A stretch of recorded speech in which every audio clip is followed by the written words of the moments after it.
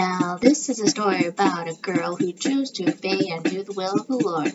And now, even though it took some wrong turns and some upside down moments, the spirit within her kept her moving her forward. Now, I don't know much about poetry, but I hope you stick around to know more about my story. Oh, yeah. God bless.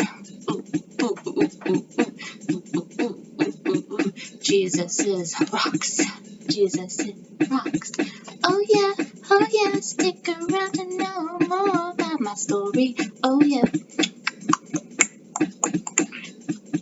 God bless, love you, keep on smiling, stay positive. Jesus loves you, so do I. Oh yeah, oh yeah.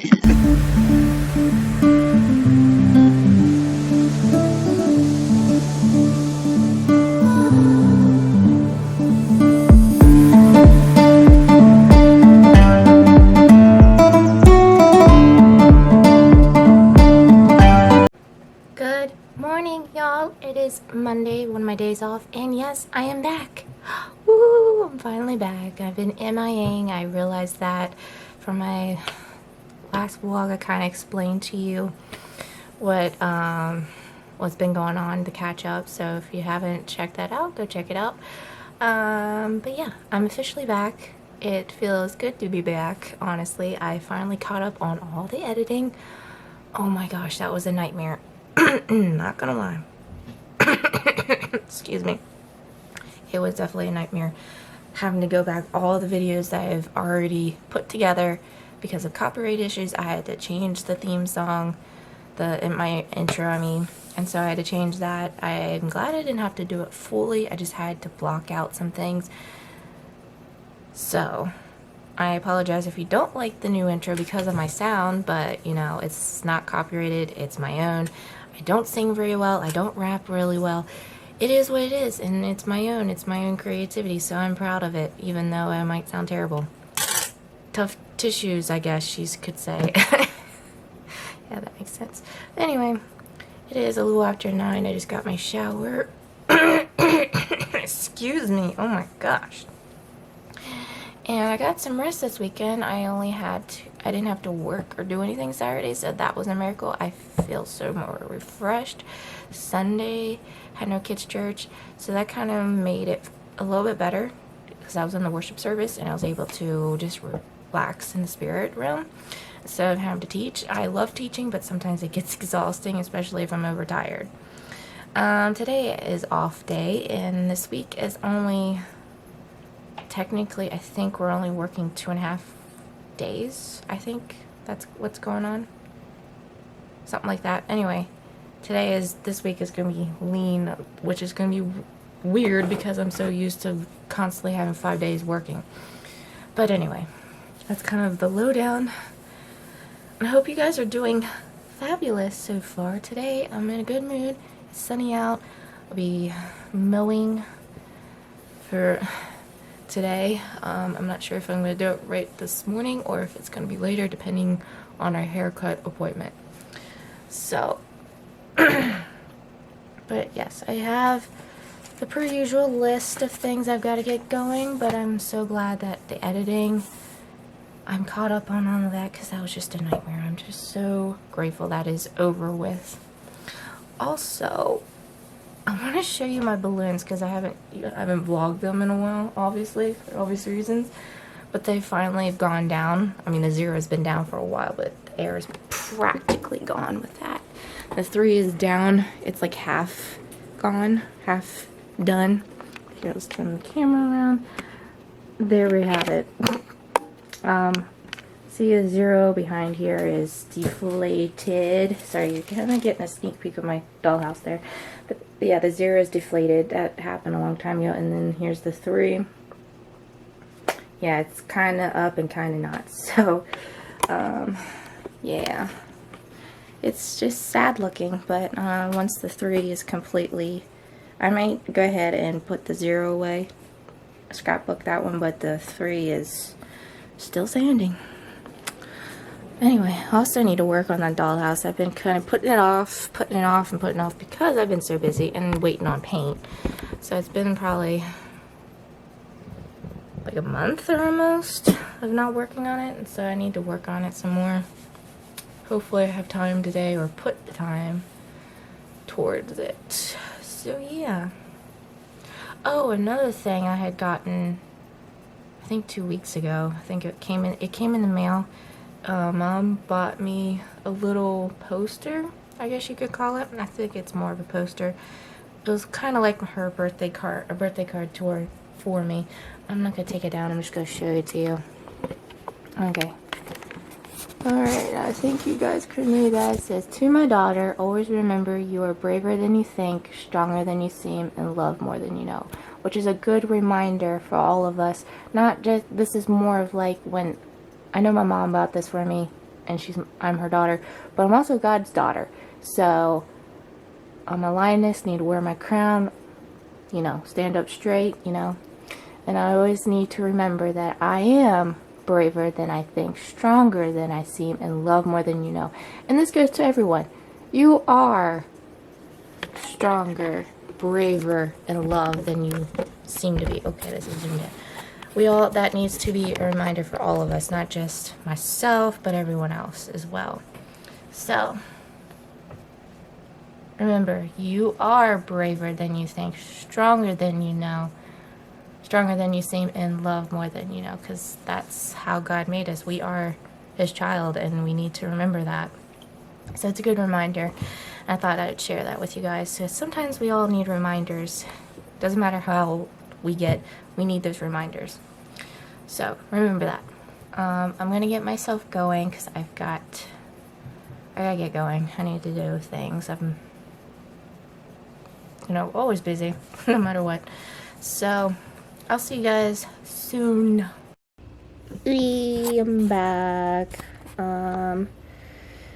Got the mowing done. I didn't get much else done because I was outside mowing most of the time.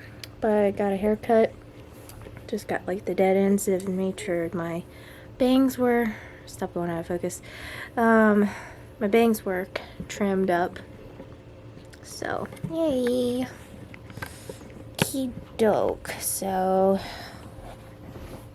that's the update basically. It's gonna stay. Are you gonna stay focused? I think it keeps wanting to go in the background of that. Yo, could you please focus better?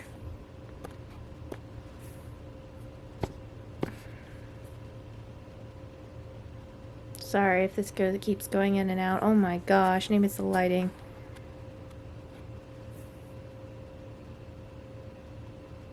Okay, I think because the sun went away a little bit, it'll stay focused maybe. But everybody's favorite time of the vlog, Bible time. And let's see where we are. I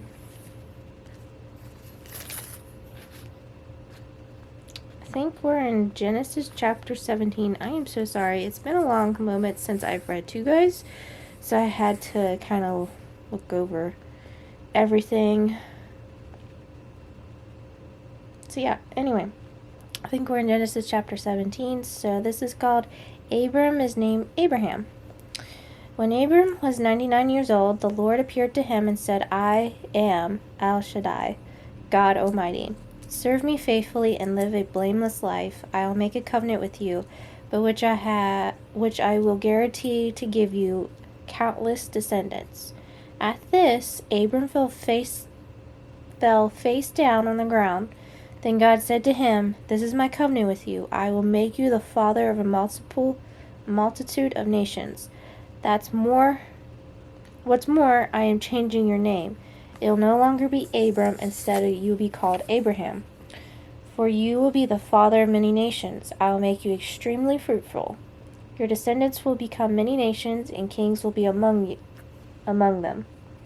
I will confirm my covenant with you and your descendants after you, from generation to generation. This is the everlasting covenant. I will always be your God and the God of your descendants after you. And I will give the entire land of Canaan, where you now live as a foreigner, to you and your descendants. It'll be their possession forever, and I will be their God. I must be a little tired because I am stumbling over my words. I apologize. Okay, the mark of the covenant. Then God said to Abraham, your responsibility is to obey the terms of the covenant. You and your descendants don't have this continual responsibility. This is the covenant that you and your descendants must keep. Each male among you must be circumcised. You must cut off the flesh of your foreskin as a sign of the covenant between me and you. From generation to generation, every male child must be circumcised on the 8th day after his birth. This applies not only to members of your family, but also to the servants born in your household and the foreign-born servants whom you have purchased. All must be circumcised. Your bodies will bear the mark of the everlasting covenant. Any male who fails to be circumcised will be cut off from the covenant family for breaking the covenant. Sarai is named Sarah. Now, I'm not sure if that's pronounced correctly or not, but I'm not sure how to pronounce it. They never give you the pronunciation in my Bible. Other Bibles may have that, but I don't. Then God said to Abraham, regarding Sarai, your wife, her name will no longer be Sarai. From now on, her name will be Sarah, and I will bless her and give you a son from her. Yes, I will bless her richly, and she will become the mother of many nations. Kings and nations will be among your descendants. Then Abraham bowed down to the ground, but he laughed to himself in disbelief. How could I become a father at the age of 100? He thought. And how can Sarah have a baby when she is 90 years old? So Abraham said to God, may Ishmael live under your special blessing. But God replied, no, Sarah, your wife, will give birth to a son for you. You will name him Isaac, and I will confirm my covenant with him and his descendants as an everlasting covenant. As for Ishmael, I will bless him fruitfully and multiply his descendants. I will bless him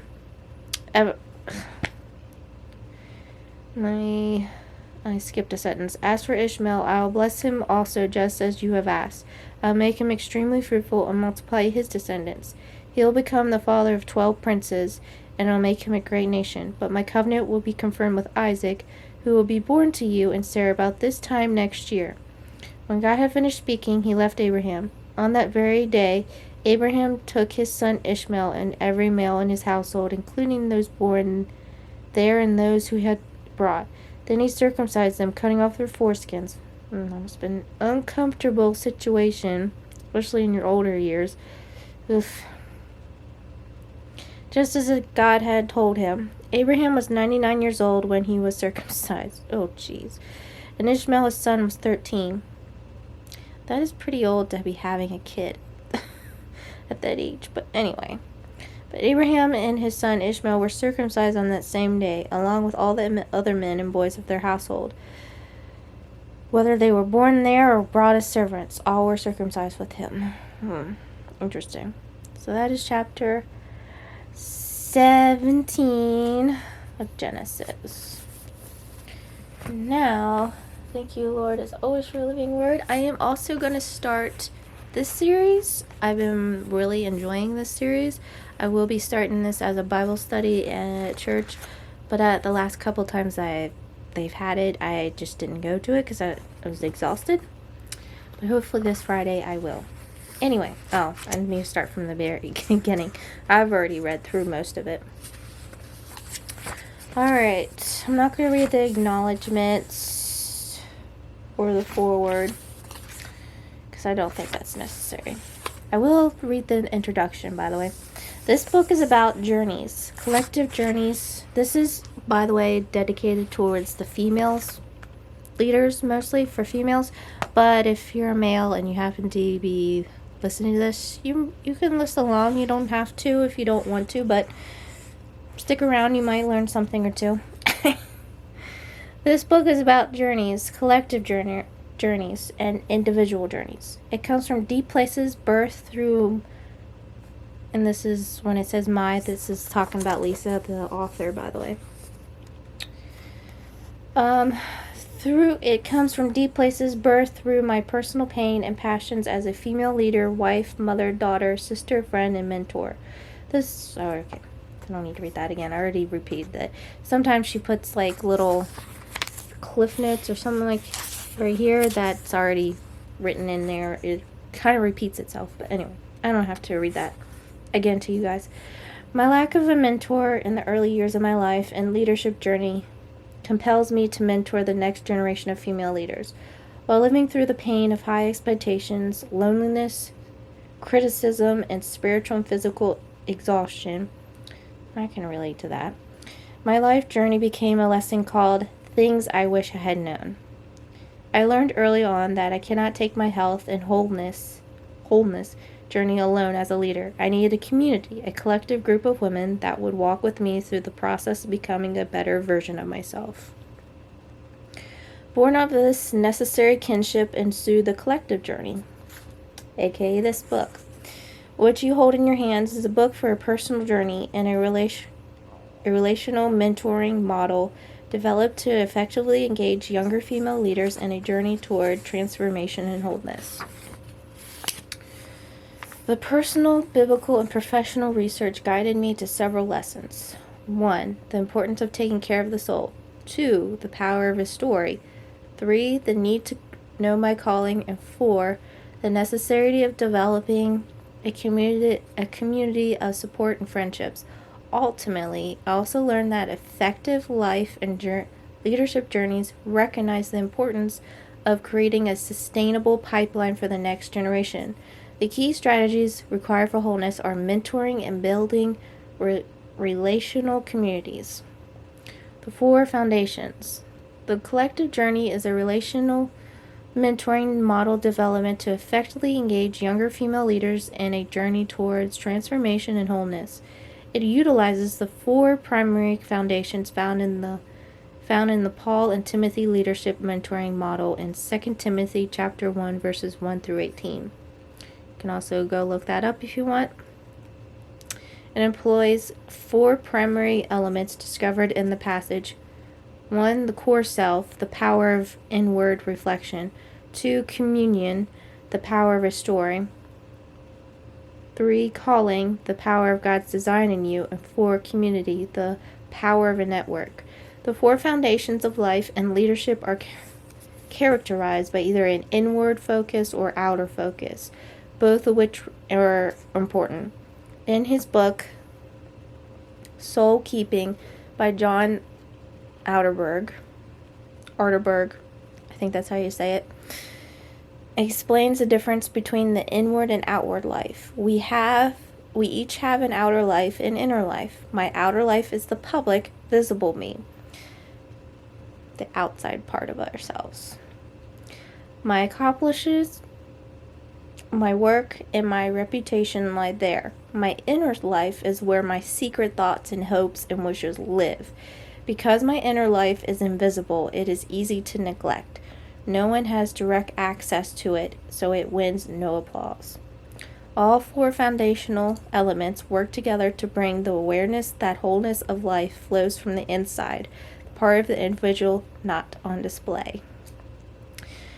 The scriptural reference in Paul's second letter to Timothy, a son of the faith, gives a timeless example of the importance of mentoring and passing the baton to the next generation, creating a leadership pipeline.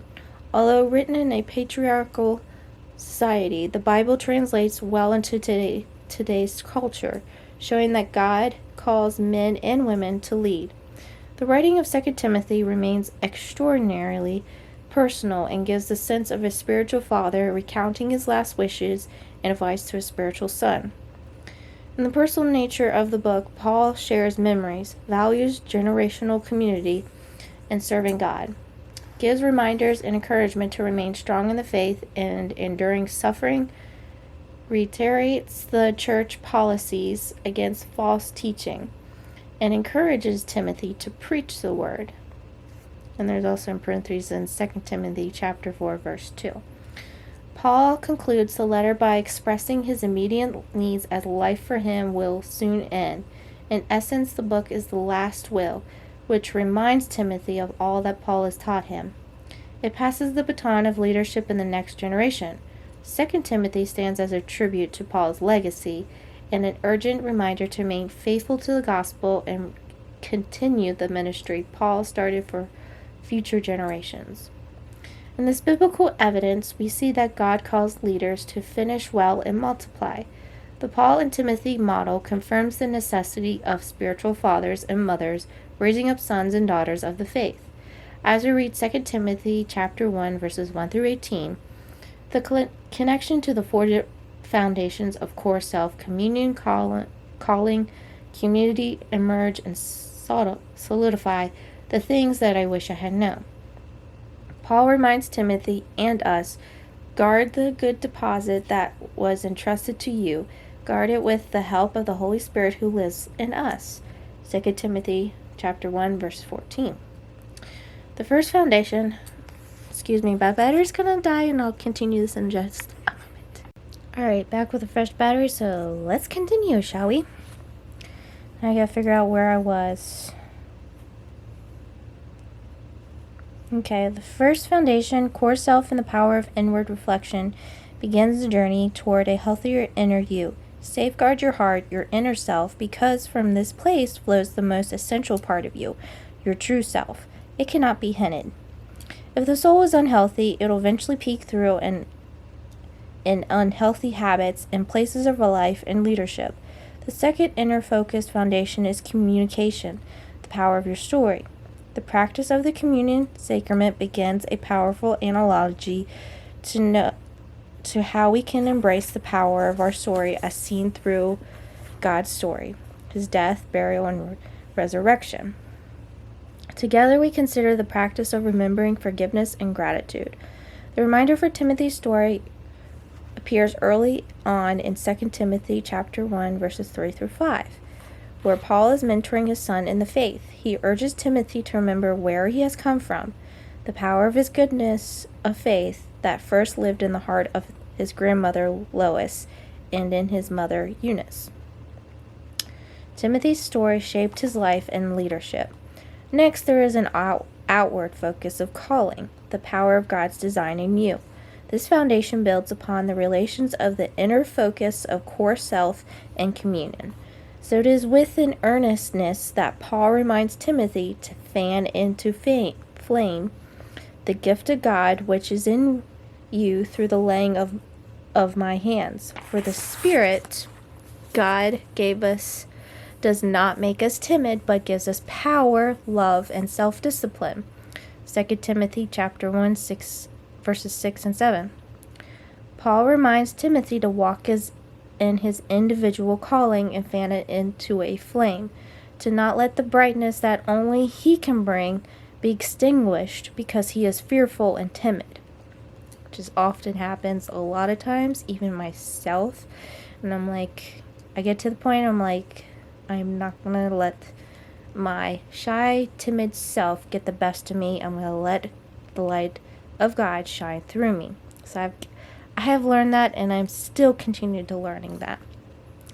No matter how the world sees me, I don't give a rat's bum about that. I'm standing up for myself and for God. And so should we all, right? Find that place of your calling and walk in it, meaning and passions. The last foundation, community, the power of a network, is rooted in the number one struggle for women, loneliness. Sounds familiar, doesn't it? Paul experiences the aloneness of life and leadership as he writes this letter to Timothy, reminding him to remember the people who stand with you. You know that everyone in the province of Asia has deserted me, including, these words, Phygelus, Phygelus, I don't know how to pronounce that name, and Hermogenes, Hermogenes, I cannot pronounce these names, forgive me. May the Lord show mercy to the household of, here's another one, Onesiphorus, I guess, Onesiphorus, don't know how to pronounce that, because he often refreshed me and was not ashamed of my chains. 2 Timothy chapter 1, verses 15 and 16. This can be seen in his writing to Timothy, reminding him of his roots, illustrating the power of his story. emphasizing his calling and the rekindling of a gift of God, guarding deposits, standing with those who will be there until the end. Perhaps we should ask ourselves the same question Paul was probably thinking when he wrote his second letter to Timothy. If I am not here, who will do what I have been doing? Good question, right? The necessity for transformation and wholeness. God calls leaders to finish well and multiply. The Paul and Timothy model confirms that the spiritual leader's job is to recognize the calling in others and help those individuals go from where they are to where God intends for them to be. Whether you embark on the collective journey individually or as a mentor or mentee, both hold a significant task of developing and maturing leadership. When Christ called leaders to Christian ministry, he intends to develop them to their full potential.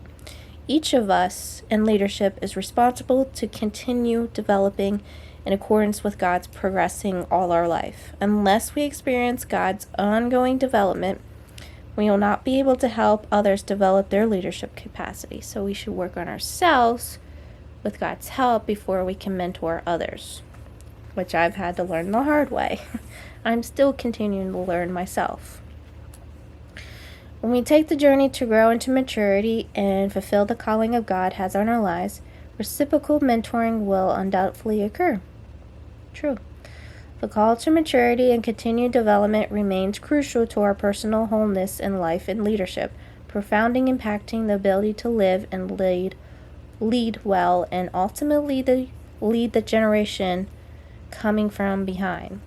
In addition, reciprocal mentoring creates a pipeline and abundance of leaders in the field. Sheryl Sandberg, Chief Operating Officer of Facebook, notes the positive power of reciprocal mentor/mentee relationships. This is what she says.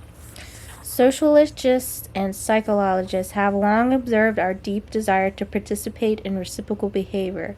The fact that humans feel obligated to return favors has been documented in virtually all societies and underpins all kinds of social relationships.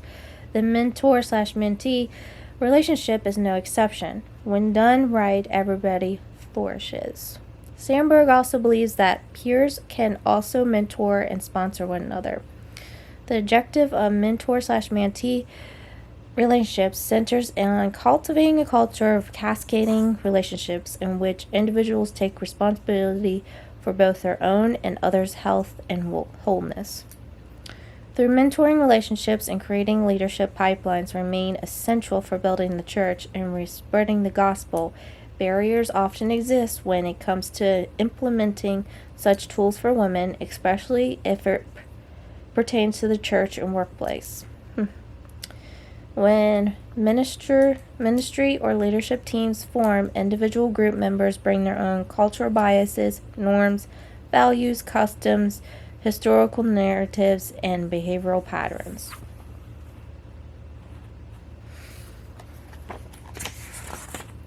Further, it pertains to women and men in a given environment. Individuals may differ on what they seem natural for the roles of men and women.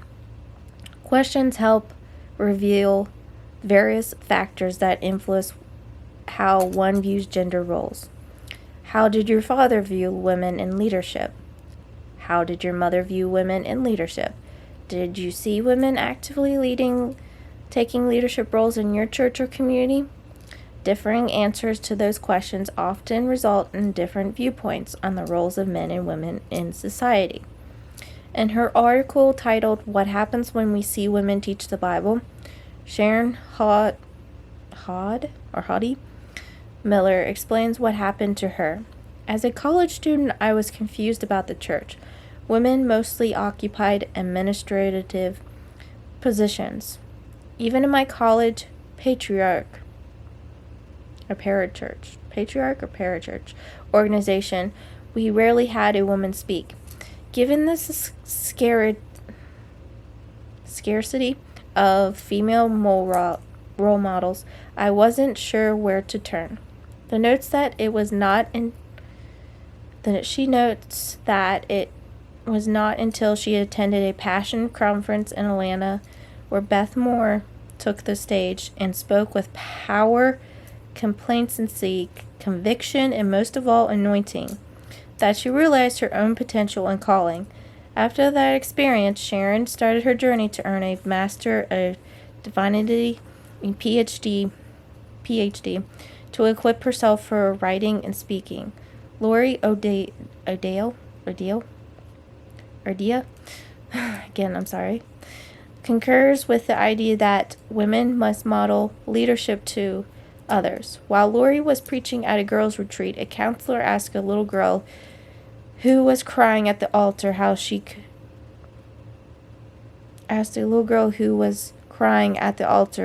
could pray for her. The child replied that she was simply overwhelmed with the fact that God would call girls. Idea makes her point: experience imprints indelible lessons. If people do not have the opportunity to experience a woman's leadership, they will likely avoid it or worsen, condemn it. Mentoring a next generation of female leaders will open the flow in the pipeline for women in leadership, helping to change cultural norms and break down biases that hinder women. Having more female leaders will create a healthy and wholeness in life and leadership. The multinational firm KPMG issued their Women's Leadership Study, which reveals concrete conclusions supporting the benefits of early mentoring for women. A woman's perception of leadership begins not with collegiate academic success, her first big break, or even when she's named a position of power. The trajectory to women leadership starts much earlier and is defined by key influences throughout life.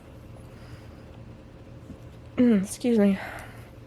The study identified several key components for developing and creating a pipeline of the next generation of female leaders, including how these women were socialized to leadership growing up, explore their self-perceptions growing up and today, uncover which characteristics are associated with leadership, examine who influenced those women in learning about applying business leadership, and discover concrete ways to help more women move forward into leadership roles. The study further envisions the need for awareness and development of female leaders to begin early in young girls. Imagine a young girl, perhaps a daughter, a niece, or a girl down the street. She is smart, she is ambitious, she believes in herself and her abilities. From a young age, she has a desire to lead, to inspire others to greatness, to surpass expectations, to better the world. Yet, as she grows up, two elements will affect her ability to lead: confidence and connections, which often happens now today. Throughout her life, she either will receive what she needs to build these two components of leadership, or she won't. Also depends on the person. Women want to be successful in life and leadership, but somehow often holds them back. Developing young girls and training other women to mentor and serve as role models remain imperative for creating the next generation female leaders pipeline. Leadership does not stand alone. A path to leadership development must exist. Healthy and whole leaders experience guidance along the way. Factors such as those four foundations improve health and wellness in life and leadership: personal leadership development, the power of story, skill sets, and the power of a network. Women grow stronger through being together. This proves especially true when women connect intergenerationally and learn from one another. I agree with that, because I honestly prefer being with older women versus younger women. No offense to the younger generation, but I don't see the maturity. I feel like I need to be around older generation, because I learn more from them, because they live a lot longer than I have and experience more. So I concur with this. Being with older women myself, it just helps and betters my relationship with the Lord, because they've experienced more, and I can learn and cleave off of what they've already learned. Closing the gaps in generational leadership relies on successfully passing the baton of leadership. However, if the baton drops, gaps will appear in leadership. Fortunately, that happens more often than it should. Someone's calling, probably no one. Let's ignore that. Identifying and mentoring female leaders who are satisfied in their calling, belong to a meaningful community. Sharing their stories to create change and seek leadership development will enhance the pipeline with strong, capable female leaders. So that was just the introduction. Wow, you're going out of focus. But we'll begin to chapter 1 the next time I vlog. So that is the beginning of that. So I hope you guys will get something out of this book, because I have so far, and I've gone a little bit past halfway of reading it, and I have enjoyed it. So whether you're male or female, it doesn't matter. I don't care. I'm going to still read this, and hopefully, no matter what you think or say, I hope you get something out of this, because I have. So, yeah, so what I'm going to do right now, I don't know. I'm kind of tired, so I might take a nap, or I might just watch something, or I don't know. But we'll find out, and we'll see in a little bit. So, see you guys at some point. Oh, it's the evening, and I also almost forgot. I was getting ready for bed, and I almost forgot to do an outro. I was like, oh shoot, I need to do an outro for my video. Oh man, I'm so out of practice. But anyway, I hope you guys enjoyed the vlog. As always, keep on smiling, stay positive. I love you guys. Jesus loves you, and I'll see you guys next time, which won't be until Friday, I think. Yeah, Friday, because the next 3 days I'll be working. So see you next time. Bye.